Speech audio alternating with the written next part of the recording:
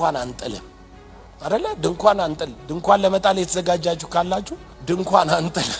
ቴዲ አፍሮ ቆሞ ሲዘፍን ከአፉ ውስጥ የሚወጡ አስፈሪ አውሬዎች ለዘፈን በተሰበሰበው ህዝብ ላይ በአፉ በጆሮ ሲጠቀጠቅ ነው ያሳየኝ የእግዚአብሔር መንፈስ። ዘፈናቸው እንዳይከናወን፣ ዘፈናቸው ሞገስ እንዳይኖረው፣ ዘፈናቸው የሚያስጠላ እንዲሆን ጸልያለሁ። ቴዎድሮስ ካሳሁን ቴዲ አፍሮ ከቀናት በፊት ያወጣው ኢትዮሪካ የተሰኘው አልበሙ ከአልበሙም ዳስጣን ልቤ የሚለው ሙዚቃው እንደተፈራው የዚህን ሀገር የተለመደ ብሔር ተኮር መነቃቀፍ ብቻ አይደለም ብቅ ያደረገው፣ ይልቁንም መንግስታችን ተነካብን የሚሉ የብልጽግና ወንጌል ፓስተሮችን ከየቦታው አለን እንዲሉ አድርጓቸዋል። በዚህ መሰናዷችን የተከበረውን የፕሮቴስታንት እምነትንም ሆነ ምዕመኑን የመንካት ዓላማ የለንም። ይልቁንም በሃይማኖት ውስጥ የተደበቁ ከመስቀሉ ይልቅ ኪሳ ከቃሉ ይልቅ ሆዳቸው ይበልጥ የሚያስጨንቃቸው አገልጋይ ነንባዮችን አስገራሚ ተግባር እናያለን። ከነዚህ የሃይማኖት መምህር ነንባዮች ውስጥ አንዳንዶቹ የቴዎድሮስ ካሳሁን አልበም ከመውጣቱ በፊት መገዘት ሲያምራቸው አልበሙ እንዳይደመጥ ሲጸልዩ፣ በእነሱ አባባልም እንዳይከናወን ሲያሳስቡ ነበር። አልበሙ ከወጣም በኋላ ከዚህም ከዚያም ያሰሙት ድምጽ አስገራሚ ነው።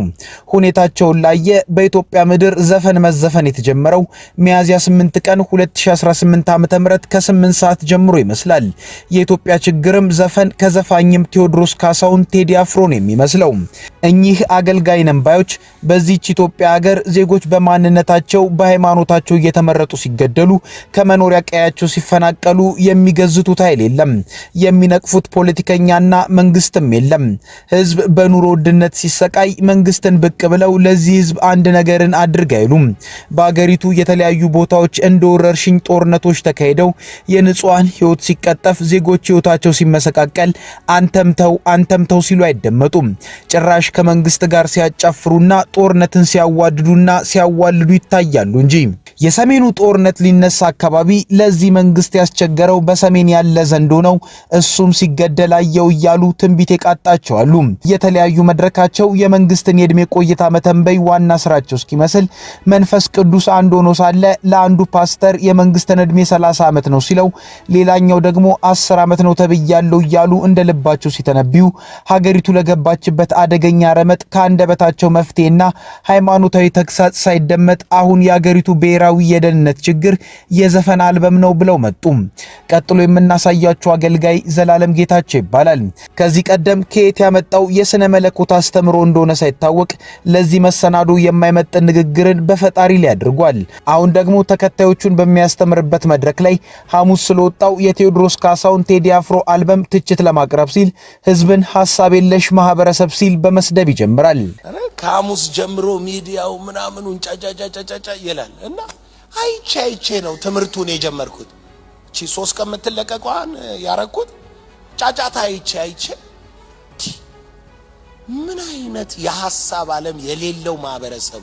አንድን ሐሳብ እኮ ለምን አለው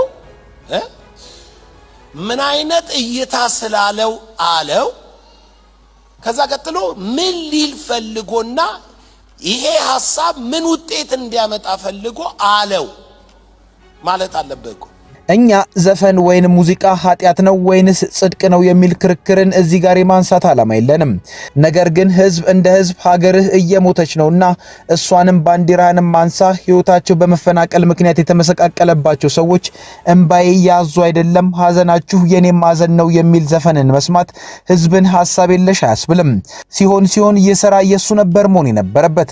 እርግጥ ይህ ዘላለም ጌታቸው የተባለው ግለሰብ የአርቲስት ቴዎድሮስ ካሳሁን ቴዲ አፍሮ ዘፈን ያናደደው የህዝብ አእምሮ ልማት አሳስቦት ሳይሆን መንግስት የተነካብኝ ከሚሉ ፓስተሮች ውስጥ ስለሆነ ነው።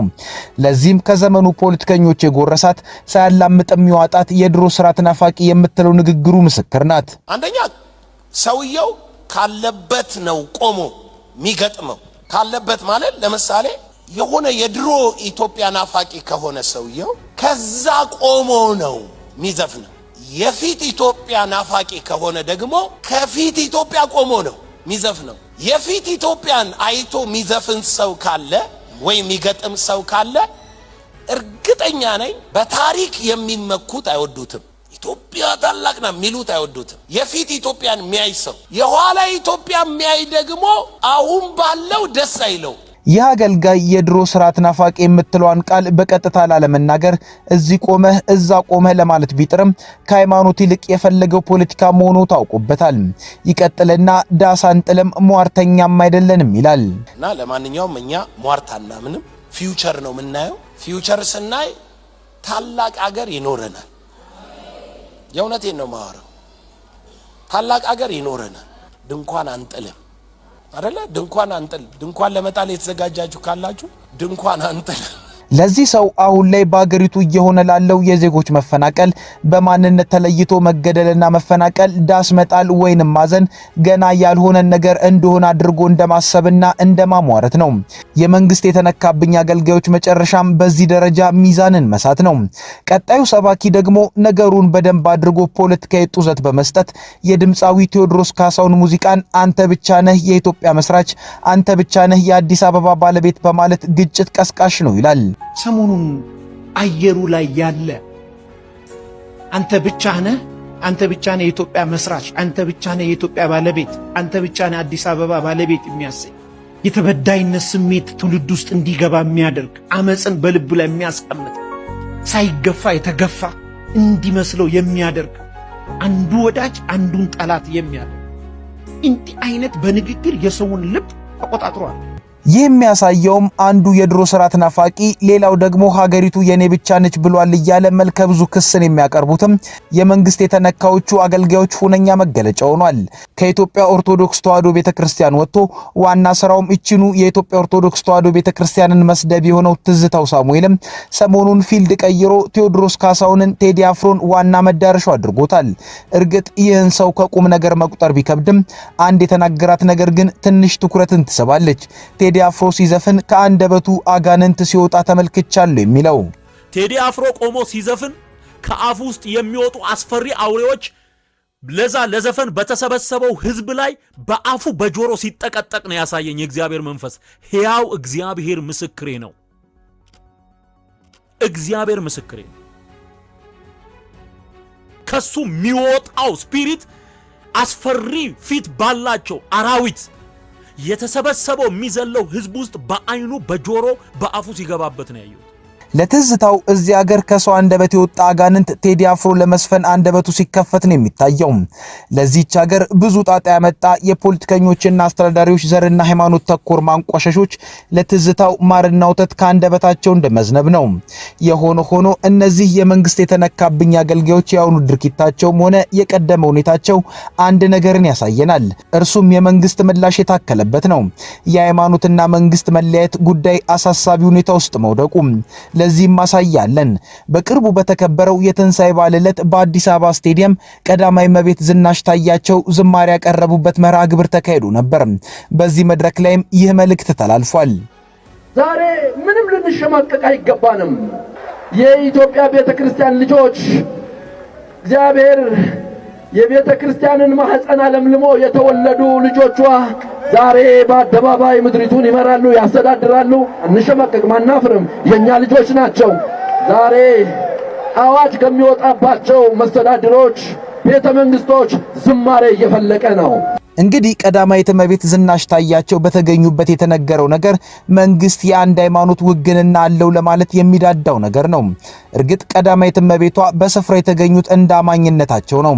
ግን በዚህ ልክ የመንግስትና የሃይማኖት ድንበር ተጥሶ ንግግር እስከ መደረግ የደረሰው የቀደመ ልምድ ቢኖር ነው ያስብላል። ለዚህም ይመስላል ዛሬ ላይ በዘፋኙም በሌላውም ላይ መንግስታችን ተነካ የሚሉ አገልጋይ ነን ባዮች ጉልበታቸው የበዛው። አሜሪካን የኢራንን የጭነት መርከብን መያዟን አስታወቀች። ኢራን አጸፋውን እንደምትመልስም ዝታለች። ሁኔታው ቀንሶ የነበረው የዓለም የነዳጅ ዋጋን እንዲጨምር አድርጓል። በሆርሙዝ ወሽመጥ በኩል ወደ ኢራን ወደቦች የሚደረጉ እንቅስቃሴዎችን የዘጋችው አሜሪካ በኢራን ባንዲራ የሚንቀሳቀስ የጭነት መርከብን መጥለፏን ፕሬዝዳንት ዶናልድ ትራምፕ ተናግረዋል።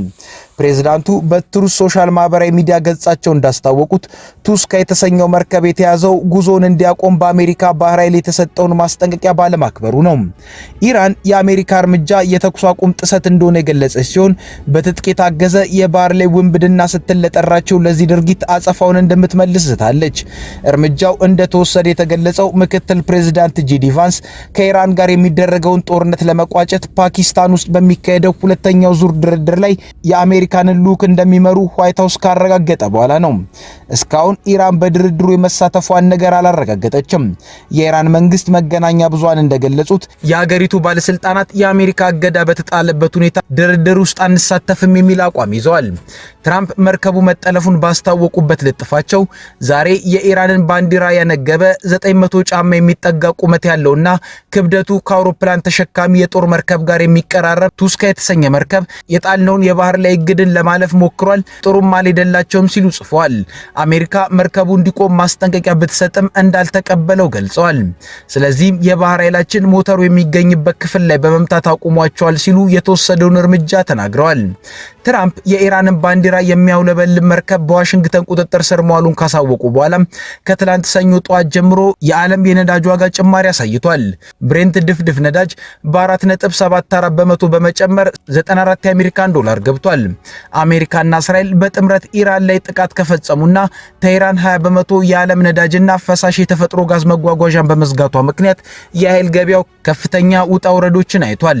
ቱስካ ከዚህ ቀደም በነበረው የህገ ወጥ ተግባር እንቅስቃሴ ምክንያት በአሜሪካ ግምጃ ቤት ማዕቀብ ተጥሎባታል። መርከቡ ላይ ሙሉ በሙሉ ቁጥጥር አለን፣ የተጫነውም ነገር እያየን ነው ብለዋል ዶናልድ ትራምፕ።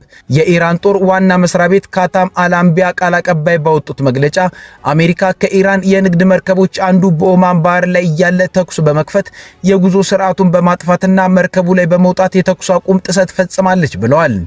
ያንን ያደረገችውም ወታደሮቿን በማሰማራት እንደሆነ በመጥቀስም የኢራን እስላማዊ ሪፐብሊክ ጦር ኃይሎች በቅርቡ ምላሽ እንደሚሰጥ ዝተዋል። በጉዳዩ ላይ አስተያየት የሰጠችው ቻይና የኢራን መርከብ በአሜሪካ መያዙ እንዳሳሰባት ገልጻለች። የኢራንን ባንዲራ የሚያውለበልበው ቱስካ የጭነት መርከብ በአሜሪካ መያዙን ተከትሎ በሁለቱ ሀገራት መካከል የሰላም ንግግር እንዲጀመር የቻይና የውጭ ጉዳይ ሚኒስቴር ቃል አቀባይ ጥሪ አቅርበዋል። ቃል አቀባዩ ጉኦ ጂያንጎን ዛሬ በሰጡት ጋዜጣዊ መግለጫ የአሜሪካ ኃይሎች መርከቡን በኃይል መጥለፋቸውን ቻይና እንዳሳሰባት መናገራቸውን የዜና ወኪሉ ኤኤፍፒ ዘግቧል። ሌላኛው የዜና ወኪል አሶሺየትድ ፕሬስ ያወጣው ዘገባ ደግሞ ቃል አቀባዩ ሁሉም የሚመለከታቸው ወገኖች ኃላፊነት የተሞላበት አቋም እንደሚይዙ፣ በተኩስ አቁም ስምምነቱን እንደሚያግዙ፣ ውጥረቶችን ከመጨመር ወይንም ቅራኔዎችን ከማባባስ እንደሚቆጠቡ ተስፋ እናደርጋለን ማለታቸውን ያመለክታል። የሆርሙዝ ወሽመጥ ዓለም አቀፍ የውሃ መስመር ነው። ያለምንም እንቅፋት ክፍት ሆኖ መቆየቱን ማረጋገጥ የቀጠናው ሀገራትና የዓለም አቀፉ ማህበረሰብ የጋራ ጥቅም ነው ሲሉም አክለዋል። የቻይና ውጭ ጉዳይ ሚኒስቴር ከዚህ ቀደም አሜሪካ ወደ ኢራን ወደቦች የሚደረጉ ጉዞዎች ላይ የጣለችውን እገዳ ኃላፊነት የጎደለውና አደገኛ ሲል ጠርቶት ነበር። ኢራን ለውጭ ገበያ ከምታቀርበው የነዳጅ ምርት ውስጥ 90 በመቶ ገደማውን የምትገዛው ቻይና እንደሆነች ይገመታል።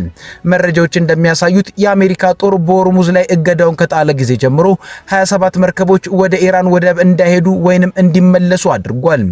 የአሜሪካና ኢራን ጦርነት በሆርሙዝ ምክንያት ዓለም አቀፍ ተጽዕኖ በመክበዱ ዓለም የጦርነቱን ማብቂያ ቀን በጉጉት የሚጠብቀው ነው። ሆኖም ሁለቱ ሀገራት በፓኪስታን አማካኝነት የጀመሩት ድርድር የሁለት ሳምንት የተኩስ አቁም ስምምነት እንዲደርስ ከማድረግ ባሻገር ይህ ነው የሚባል ተስፋ አልታየበትም። ሁለቱ ሀገራት ለሁለተኛ ዙር ድርድር ሲጠበቁ በአሜሪካ በኩል የተሰማው የኢራንን መርከብ የመያዟ ዜና ይህንንም ተስፋ ያጨለመ ሆኗል። ፓኪስታን ምንም እንኳን ድርድሩን ለማስቀጠል ከደህንነት እስከ መንገድ ትራፊክ የዝግጅት ስራዎችን እያደረገች ቢሆንም በሁለቱ ተደራዳሪዎች በኩል ሲነገሩ የሚሰሙ ሐሳቦችና አስተያየቶች ተስፋ አስቆራጭ ናቸው። አሜሪካ የኢራንን መርከብ ከመያዟ በተጨማሪ የተሰማው ሌላው ተስፋዎችን የሚያደበዝዝ ጉዳይ ኢራን በሁለተኛው ዙር ድርድር ለመሳተፍ ውሳኔ ያለማሳለፏን የገለጸችበት ነው። በአሜሪካ ምክትል ፕሬዝዳንት ጄዲ ቫንስ የሚመራው ተደራዳሪ ቡድን ለሁለተኛ ዙር ንግግር ወደ ፓኪስታን ቢጓዝም ኢራን እስካሁን ድረስ በድርድሩ ለመሳተፍ ውሳኔ እንዳላሳለፈች የሀገሪቱ የውጭ ጉዳይ ሚኒስቴር ቃል አቀባይ ተናግረዋል። ቃል አቀባዩ እስማኤል ባጌ እስካሁን ድረስ ለቀጣይ ዙር ድርድር ምንም እቅድ የለንም፣ ይህንንም በተመለከተ በተመለከተም የተላለፈ ውሳኔ የለም ማለታቸውን ኤኤፍፒ ዜና ወኪል ያወጣው የንግግራቸው ትርጉም ያሳያል። ፕሬዝዳንት ዶናልድ ትራምፕ በጄዲ ቫንስ የሚመራው ተደራዳሪ ልዑክ ምሽቱን ይካሄዳል ተብሎ ለሚጠበቀው ድርድር ወደ ፓኪስታን መጓዙን አስታውቋል። የትራምፕ የመካከለኛ ምስራቅ መልእክተኛ ስቲቭ ዊትኮፍ እና አማቻቸው ጃሬድ ኩሽነርን በድርድሩ እንደሚሳተፉ ነው የተነገረው። የኢራን መንግስት መገናኛ ብዙሃን ባለስልጣናትን ጠቅሶ ትላንት ባወጣው ዘገባ በቀጠለው የአሜሪካ የባህር ጉዞ እገዳ፣ የተኩስ አቁም ጥሰትና በአሜሪካ ዛቻ የተሞላበት ትርክት ምክንያት ቴህራን በንግግሩ እንደማትሳተፍ ገልጾ ነበር። የውጭ ጉዳይ ቃል አቀባዩ በበኩላቸው አሜሪካ ለዲፕሎማሲና ለድርድር ዝግጁ ነኝ ብትልም በተግባር ግን በምንም መልኩ የዲፕሎማሲ ሂደቱን የመከተል ሐሳብም በቁም ነገር መያዟን የሚያሳዩ ድርጊቶችን እየፈጸመች አይደለም ብለዋል። የኢራንን ብሔራዊ ጥቅሞችን ከማስጠበቅ ጋር በተያያዘ የአገሪቱ አመራር በቀነ ገደቦች እንደማያምን መናገራቸውንም ሪውተርስ ዘግቧል። ከአሜሪካ ጋር በሚደረገው ድርድር የኢራንን የኒውክሌር ክምችት ከአገሪቱ ማስወጣት አማራጭ ሆኖ እንደማያውቅም አስረድተዋል። ከኢትዮ ፍሮንት የዛሬ ጉዳዮቻችን እነዚህ ነበሩ። አብራችሁን ስለቆያችሁ እናመሰግናለን። ቻናላችንን ሰብስክራይብ አድርጉልን። መልካም ጊዜ